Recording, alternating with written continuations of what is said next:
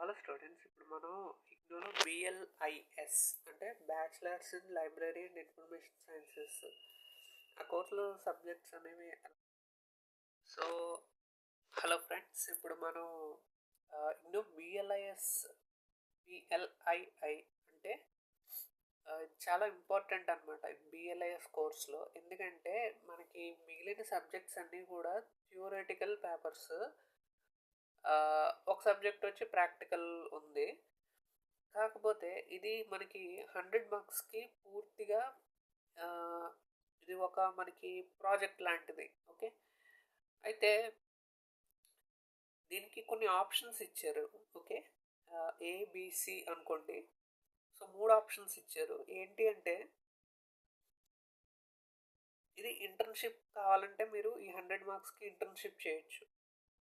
అందులో మీరు అక్కడ లైబ్రరీకి వెళ్ళి ఒక 1 మంత్ ట్రైనింగ్ అనుకోండి, లేదా ఇంటర్న్షిప్ అనుకోండి చేస్తారు. దాంట్లో మీరు ఏం చేశారో ఆ రిపోర్ట్ రాస్తారు. సో ఆ డీటెయిల్స్ అన్నీ నోట్ చేసుకుంటారు కదా. అది రిపోర్ట్ అండ్ వర్క్ బుక్ రెండు ఉంటాయి. అయితే దీనికి ఇంతకు ముందు వైవా ఉండేదంట. దాన్ని ఇప్పుడు ప్రజెంట్ నేను లేటెస్ట్గా చూసిన దాంట్లో అయితే రిపోర్ట్ బుక్ అండ్ వర్క్ బుక్కి 70 అండ్ 30 ఈ విధంగా మార్క్స్ ఇచ్చారు. సో మీరు చేసే టైంకి దీని రూల్స్ ఏంటో అనేది కూడా ఒకసారి లేటెస్ట్గా చెక్ చేసుకోండి. ఓకే, బట్ ఇప్పటికైతే ఒక report book and work book వీటికి 70-30 ఈ విధంగా 100 మార్క్స్ అవుతాయి అన్నమాట. సో ఇది మీరు లైబ్రరీలో వెళ్ళి అక్కడ ఏం చేశారు అనేది నోట్ చేసుకుంటూ ఉంటారు ఈ వర్క్ బుక్లో. అండ్ రిపోర్ట్ బుక్ ఇది వేరేగా ఉంటుందా. ఓకే, సో అని వాళ్ళు చెప్తారు అక్కడ ఏంటి అనేది. నెక్స్ట్ వచ్చి నేను ఇంటర్న్షిప్ అనేది నేను లైబ్రరీకి వెళ్ళి చేయలేను ఏదైనా రీజన్స్ వల్ల అనుకున్నప్పుడు ఈ లైబ్రరీ బేస్డ్ సర్వే రిపోర్ట్ ఈ ఆప్షన్ తీసుకోవచ్చు. అంటే ఒక లైబ్రరీని తీసుకుని అక్కడ ఉండే ఏదైనా ఒక స్టాటిస్టిక్ పాయింట్ని పట్టుకుని దాన్ని సర్వే చేయటం. అంటే సర్వే అనేది బేసిక్గా మీకు తెలుసు కదా ఎలా ఉంటుందో. అండ్ సర్వే చేసి ఏదైనా ఒక పాయింట్ని ప్రూవ్ చేయటం. ఓకే, సో దీనికి మీకు ఈ రిపోర్ట్ రాసినందుకు 70 మార్క్స్ ఇస్తారు. అండ్ ఆ రిపోర్ట్ మీదే మీకు వైవాలో కూడా కొన్ని క్వశ్చన్స్ అడుగుతారు. ఓకేనా. సో ఈ రిపోర్ట్ అనేది మీకు మీరుగా తయారు చేయాలి. ఓకే, ఎవరి హెల్ప్ తీసుకోకుండా. అండ్ ఇంకా వేరే సోర్సెస్ నుంచి ఎక్కడా కూడా మీరు ఆ రిపోర్ట్ని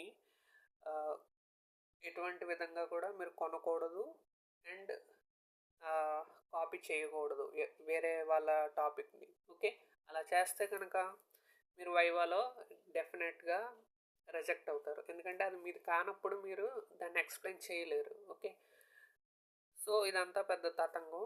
సో ఏంటంటే మీ వర్క్ మీరు చేసుకుంటే తక్కువ మార్కులతో అయినా సరే ఈ ఈ ఏదైతే ఈ సబ్జెక్ట్ ఉందో ఇది మీరు పాస్ అవ్వచ్చు. ఓకే, అండ్ నాలెడ్జ్ కూడా వస్తుంది.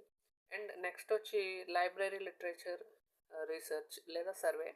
సో ఇది కొంచెం ఈ ఈ ఆప్షన్ సి ఉంది కదా, ఇది కొంచెం సబ్జెక్టివ్ అనమాట.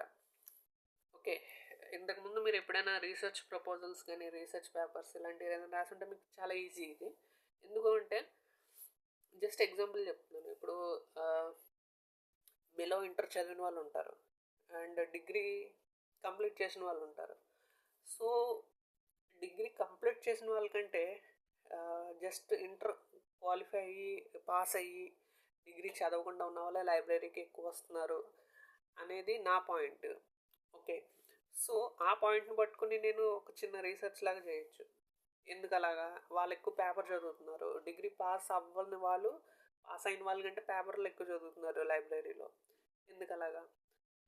కాంపిటేటివ్స్కి చూస్తే కనుక డిగ్రీ పాస్ అయిన వాళ్ళకంటే ఫెయిల్ అయిన వాళ్ళు, అంటే జస్ట్ ఇంటర్ పాస్ అయిన వాళ్ళు ఎక్కువగా కాంపిటేటివ్ ఎగ్జామ్స్కి వెళ్తున్నారు. ఎందుకు? వాటికి లైబ్రరీస్లో వచ్చి ఎక్కువ ప్రిపేర్ అవుతున్నారు. సో ఇది ఒక సబ్జెక్ట్ తీసుకుని మనం చిన్న రీసెర్చ్లా చేయొచ్చు. అండ్ ఇది వచ్చి నెంబర్స్ అనమాట. ఇది ఆప్షన్ బి వచ్చి ఎక్కువగా నెంబర్స్ మీద డిపెండ్ అవ్వాలి. సో సర్వే టైప్ ఉంటుంది. ఓకే, అది కూడా ఏదో ఒక పాయింట్ని ప్రూవ్ చేయొచ్చు మనం. లేదా ఎందుకు అలా అనే క్వశ్చన్ రైజ్ అయినప్పుడు దాన్ని తీసుకొని చేయొచ్చు ఈ సర్వే అనేది. బట్ ఇంటర్న్షిప్కి వచ్చేస్తే అంటే మీ ఇంటికి దగ్గరలో కనుక మీకు లైబ్రరీ అలౌట్ అయ్యే ఛాన్స్ ఉంటే ఇంటర్న్షిప్ చేస్తే ఒక అంతటికి మంచిదే. మీ దగ్గర టైం ఉండి ఇంట్రెస్ట్ ఉండి ఆ వర్క్ ఎక్స్పీరియన్స్ అనేది నేను తీసుకోవాలి అనుకున్న వాళ్ళకి ఇది మంచిదే అని చెప్తాను. ఎందుకంటే దీనికి ఇంటర్న్షిప్ సర్టిఫికేట్ అనేది కూడా మీకు ఇస్తారు. అది ఒక కాపీ తీసుకుని మీ దగ్గర పెట్టుకుంటే ఎప్పుడైనా ఎక్కడైనా ఇంటర్వ్యూస్కి వెళ్ళినప్పుడు ఎస్ నేను ఇంటర్న్షిప్ చేశానని ఆ సర్టిఫికేట్ కాపీ కూడా మీరు చూపించవచ్చు. ఓకే, సో ఇది ఇంటర్న్షిప్ అనేది నన్ను అడిగితే వీలైతే కనుక బెస్ట్ ఆప్షన్ అనే అంటాను ఇంటర్న్షిప్. ఎందుకంటే ఈ రెండు ఆప్షన్స్లో కూడా కొంతవరకు మీరు మీ సొంతంగా ఆలోచించి సబ్జెక్ట్ తీసుకొని చేయాలి. అంటే ఈ రెండు ఆప్షన్స్ కూడా మంచిదే ఇంట్రెస్ట్ ఉన్న వాళ్ళకి. ఈ టైప్ ఆఫ్ థింగ్స్ ఎప్పుడు పెద్ద ఇంట్రెస్ట్ లేని వాళ్ళకైతే ఇది బోరింగ్గా అనిపించవచ్చు, లేదా అసలు అర్థమే కాకపోవచ్చు. ఓకే, బట్ ఇంటర్న్షిప్లో ఏంటంటే నాకు అసలు ఇలాంటి ఐడియా లేదు, జస్ట్ నేను నేర్చుకోవాలి, ఎవరైనా చెప్తే నేర్చుకుంటాను అనుకుంటే ఇంటర్న్షిప్కి వెళ్తే కొంతవరకు నేర్చుకోవచ్చు ప్రాక్టికల్గా. ఓకే, సో ఎవరి ఇష్టాన్ని బట్టి ఎవరి వీలుని బట్టి ఈ ఆప్షన్స్ వాళ్ళు సెలెక్ట్ చేసుకోవడం మంచిది. ఓకే, సో కొత్త విషయాలు కొంచెం కష్టంగానే ఉంటాయి స్టార్టింగ్లో, బట్ కొంత అర్థమైతే బాగానే ఉంటాయి. ఓకే, అండ్ నాలెడ్జ్ కూడా పెరుగుతుంది. ఓకే, సో ఇదనమాట ఆ విషయం. Thank you. So hello students, ఇప్పుడు మనం ఇగ్నోలో BLIS అంటే bachelors in library and information sciences ఆ కోర్సులో సబ్జెక్ట్స్ అనేవి ఎలాగుంటాయి ఏంటి అనేది చూద్దాము. ఓకే, సో ఇక్కడ మనకి ఆల్మోస్ట్ 9 సబ్జెక్ట్స్ అంటే 9 పేపర్స్ ఉన్నాయి. ఓకే, ఇందులో ఒక BLIE 227 అనేది ప్రాక్టికల్స్. ఓకే, సో ఇది పక్కన పెట్టేద్దాం ఎందుకంటే ఇది ప్రాక్టికల్ కాబట్టి. ఇప్పుడు మనకి ఎన్ని ఉన్నాయి మొత్తం పేపర్స్ వచ్చేసి 8 పేపర్స్ ఉన్నాయి. ఓకే, సో BLI 221 ఇది చూస్తే కనుక మనకి లైబ్రరీ అండ్ ఇన్ఫర్మేషన్ సొసైటీ ఇది ఈ సబ్జెక్ట్ నేమ్ అనమాట. ఓకే, సో ఇక్కడ మార్క్స్ అనేది మెన్షన్ చేశాను. ఇప్పుడు కొన్ని పేపర్స్ ఏంటంటే 35 మార్క్స్ ఉన్నాయి, సో మిగిలినవి 70 మార్క్స్, అండ్ ప్రాక్టికల్ అనేది ఇది వేరు మళ్ళా. ఓకే, సో ఇక్కడ థ్యూరీ పేపర్స్ ఇవన్నీ థ్యూరీ పేపర్స్, ఇది ఒకటే ప్రాక్టికల్ అనమాట. అండ్ ఇందులో చూస్తే కనుక 70 మార్క్స్ ఏవైతే ఉన్నాయో అవన్నిటికి కూడా మనకిచ్చే టైం ఎగ్జామ్లో చూస్తే ఇది 3 hours ఇస్తారు 70 మార్క్స్కి. ఓకే, బట్ 35 మార్క్స్ ఉన్న పేపర్స్ 1.5 hours మాత్రమే ఉంటుంది. ఓకే, సో అంటే క్వశ్చన్ పేపర్ కూడా చిన్నగానే ఉంటుంది 1.5 hours.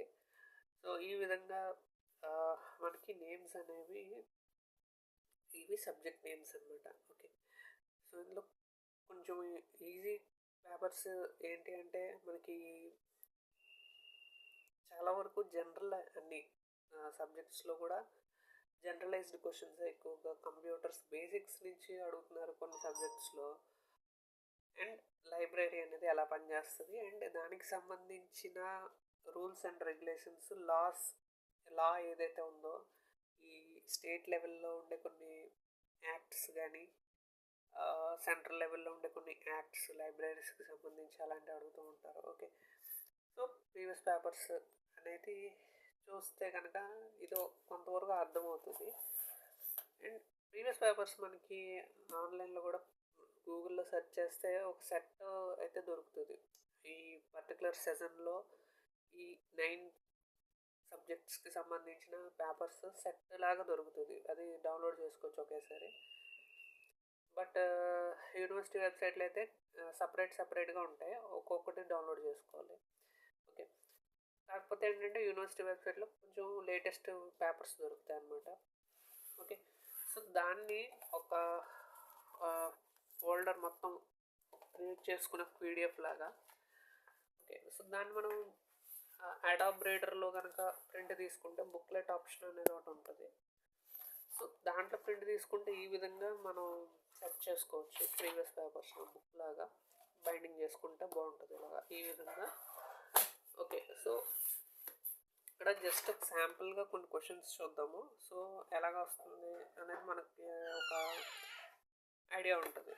ఓకే, సో మనం ఇప్పుడు ఏ టైప్ ఆఫ్ క్వశ్చన్స్ అనేది ఎక్కువగా అటెంప్ట్ చేయొచ్చు.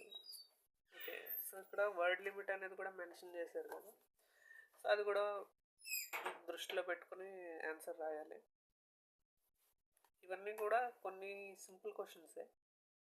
కొన్ని కంప్యూటర్ బేసిక్స్ బాగా చదివిన వాళ్ళకి ఇవి చాలా ఈజీ కొన్ని క్వశ్చన్స్ అయితే. బట్ కొన్ని క్వశ్చన్స్ చూడండి ఇక్కడ, state the 5 laws of library sciences. ఇవి పెద్దగా తెలిసి ఉండకపోవచ్చు ఎవరైతే ఈ సబ్జెక్ట్ కొత్తగా చదువుతున్నారో వాళ్ళకి అసలు ఇది తెలిసి ఉండకపోవచ్చు. సో ఇది కూడా చాలా ఈజీయే. ఇది ఎస్ఆర్ రంగనాథన్ అనే అతను ఒక 5 laws చెప్పారు లైబ్రరీస్ గురించి. Okay, so books are for use, every reader has his or her book, every book has its reader, save the time of reader, a library is a growing organism. So మీరు ఒక లైబ్రరీని అయితే ఈ 5 laws use చేయాలి లేదా పాటిస్తే మంచిది అనేది ఎస్ఆర్ రంగనాథన్ చెప్తున్నారు. ఇంకా ఇలాంటివి కాకుండా ఇంకా కొన్ని ఫుల్ ఫామ్స్ అడగచ్చు. డిస్క్రైబ్ ద యాక్టివిటీస్ ఆఫ్ సీలిప్. అసలు సీలిప్ ఏంటి, ఆ ఫుల్ ఫామ్ తెలిసి ఉండాలి మనకు ఫస్ట్. సో ఇలాంటి కొన్ని ఈజీ క్వశ్చన్స్ అడుగుతున్నారు. సో ఓవరాల్గా ఈ బిఎల్ఐఎస్ అనేది చూస్తే కనుక ఇది డిగ్రీ అయిపోయిన తర్వాత మనకి ఎలిజిబిలిటీ వస్తుంది ఈ కోర్స్ చేయడానికి. ఓకే, సో కంపారిటివ్లీ మీరు ఒకవేళ ఇగ్నోలో కనుక డిగ్రీ చేస్తుంటే అది బీఏ అవ్వచ్చు, బీకామ్, బిఎస్సి ఏదైనా అవ్వచ్చు. సో ఇది మీకు చాలా ఈజీ అని చెప్పచ్చు. ఎందుకంటే ఆల్రెడీ ఓల్డ్ స్టూడెంట్ అయితే కనుక మీకు డిగ్రీ టఫ్గానే ఉంటుంది ఇగ్నోలో. దాంతో కంపేర్ చేసుకుంటే బిఎల్ఐఎస్ అనేది చాలా ఈజీ కోర్స్. ఓకే, అది కూడా 1 year ఉంటుంది. ఓకే, సో బట్ ఇప్పుడే మీరు ఫస్ట్ ఇప్పుడు కొత్తగా బిఎల్ఐఎస్ అనేది మీరు ఇగ్నోలో ఫస్ట్ టైం చదవటానికి కట్టారు అంటే మీరు ఇగ్నోలో కొత్త అనుకోండి మీరు, అప్పుడు మీకు కొంచెం అర్థం చేసుకోవడానికి టైం పడుతుంది ఏ విధంగా మార్కింగ్ సిస్టమ్ అనేది ఉంది. అంటే ఫస్ట్ ఒక ఎగ్జామ్ రాస్తే మీకు అర్థమైపోద్ది, ఫస్ట్ పేపర్ రాయగానే అర్థమైపోద్ది. ఓకే, సో అవి అలా ఉంటుంది అనమాట ఇగ్నోలో. సో బేసిక్గా ఏంటంటే లెంత్ ఆఫ్ ద ఆన్సర్ కంటే కూడా విత్ ఇన్ ద లిమిట్లో మీరు పాయింట్ టు పాయింట్ కనుక క్వశ్చన్కి ఆన్సర్ రాయగలిగితే మంచి మార్క్సే పడతాయని చెప్తాను. అండ్ ప్రజెంటేషన్ ఏ విధంగా మీరు లాంగ్వేజ్ ఏదైతే ఉందో అంటే మీ ఇంగ్లీష్ ఎంత బాగుంది, కమ్యూనికేషన్ ఇంగ్లీష్లో మీరు ఎంత బాగా కమ్యూనికేట్ చేయగలరు, అండ్ కంటెంట్ రెండు కూడా. సో మీకు తెలిసిన విషయాన్ని మీరు ఎంత బాగా చెప్పగలరు అండ్ మీకు ఎంత తెలుసు, ఈ 2 పాయింట్స్ కూడా మంచి మార్క్స్ రావడానికి రీజన్స్ అవుతాయి ఇగ్నోలో. ఓకే, సో ఇదన్నమాట విషయం. సో అంటే ఎవల్యూటర్ ఎవరైతే ఉన్నారో వాళ్ళు మీకు ఎంత సబ్జెక్ట్ వచ్చింది అనేది ఎక్కువగా చూస్తూ ఉంటారు ఇగ్నోలో. సో ఎవల్యూషన్ అనేది అలా ఉంటుంది. సో కంపారిటివ్లీ అదర్ యూనివర్సిటీస్ కంటే అంత ఈజీగా అయితే డిగ్రీ రాదు, బీఏ కావచ్చు, బీకామ్, బిఎస్సి ఏదైనా. బట్ బిఎల్ఐఎస్ అయితే కొంచెం చూస్తే అర్థమవుతుంది ఏంటంటే ఈ సాఫ్ట్ స్కిల్స్, జనరల్ స్కిల్స్ ఉంటాయి కదా, వాటిని దృష్టిలో పెట్టుకునే డిజైన్ చేశారనిపిస్తుంది. సో వాటి మీద ఎక్కువ దృష్టి పెట్టడం వల్ల కొంతవరకు ఈజీగానే ఉంది. ఓకే, సో చూడండి, అండ్ దీనికి సంబంధించి ఒక ప్రాజెక్ట్ కానీ లేదా ఒక ఇంటర్న్షిప్ కానీ చేయాలి, రెండిట్లో ఏదో ఒకటి. సో ఆ రూల్ నాకు ఇంకా సరిగ్గా అర్థం కాలేదు ఏంటనేది. బట్ నాకు అర్థమైంది ఏంటంటే అయితే ఒక 30 days లైబ్రరీకి వెళ్ళి ఇంటర్న్షిప్ చేయాలి, లేదా దానికి బదులుగా ఒక ప్రాజెక్ట్ అనేది సబ్మిట్ చేయాల్సి ఉంటుంది అనమాట ఈ కోర్స్లో. సో అది ఒకసారి రూల్స్ నేను చూడాలి. అండ్